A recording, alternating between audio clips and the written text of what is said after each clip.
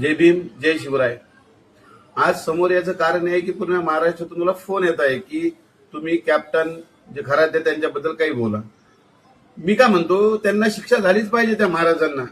पण आता लोक काय म्हणतात की बाबा की तिथं बायांना गुंगीचं औषध दिलं, ज्या बाया म्हणतात। मला एक सांगा, गुंगीचं औषध अगर दिलं असतं ना, तर एखादी बाई चक्कर येऊन पडली असती, एखादी बाई बेहोश पडली असती। मला बघा, त्याच्यात मी जे बघतोय व्हिडिओ, बघा लोकांकडे कोणते व्हिडिओ आहे, पण माझ्याकडे जे व्हिडिओ आहे मी बघितलेले, त्यामध्ये अक्षरशः बाया स्वतःहून भोंगळ्याहून टेबलवर पडलेल्या आहेत त्या महाराज सोबत। त्या तो काय काय घाण हरकत करत आहे, त्या बायांना आनंद भेटत आहे, त्या बाया इतक्या खुश आहे।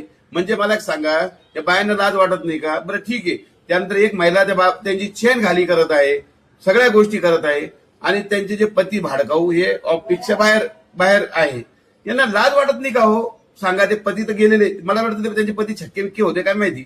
माझं एकच म्हणणं आहे की बघा, प्रत्येक महिला तशी नाहीये, पण 40% ज्या महिला आहेत ना, ह्या ऑलरेडी लोकांना ब्लॅकमेल करतायत। महाराजांचा विषय नाही, आम्ही आज शहरामध्ये गेलेलो, मी 3 विषय मॅटर सॉल्व्ह केलेले। एका याच्यामध्ये अहो इतका चांगला नवरा तिचा, ती बाई एका माणसाबरोबर फिरत होती गाडीवर, फक्त त्यांनी विचारलं की तू त्याच्या गाडीवर का बसली, तर ती बाईनी स्वतःच्या पोटात असलेलं 3 महिन्याचं लेकराला मारलं, तो लेकरू त्याच्यात मेलं, आणि त्याच पतीवर तिने खोटा गुन्हा दाखल केला।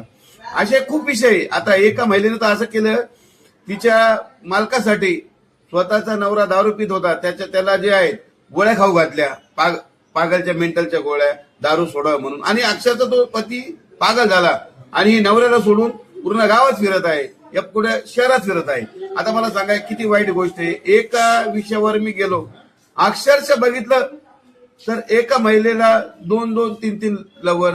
अरे एक मला सांगा, एखाद्या व्यक्ती तुमच्यावर सिरियस प्रेम करत असेल, त्यांनी आत्महत्या केली, कुठं काही केली, जिम्मेदारी कोण आहे?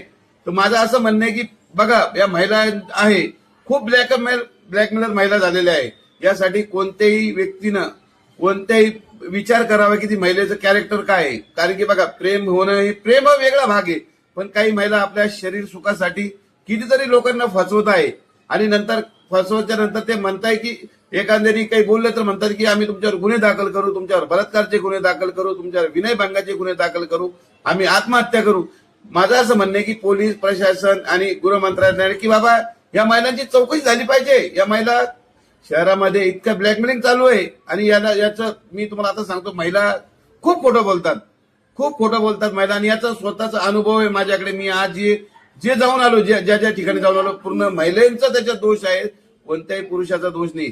तर माझं असं म्हणणं आहे की कोणत्याही पुरुषाला असं वाटत असेल की या महिलापासून आपल्याला त्रास आहे, महिला आपल्याला ब्लॅकमेल करत असेल, तर माझं असं म्हणणं आहे की प्रत्येकाने जाऊन पोलिसांमध्ये तक्रार केली पाहिजे या महिलांच्या विरोधात। एवढंच बोलतो। जय हिंद, जय महाराष्ट्र।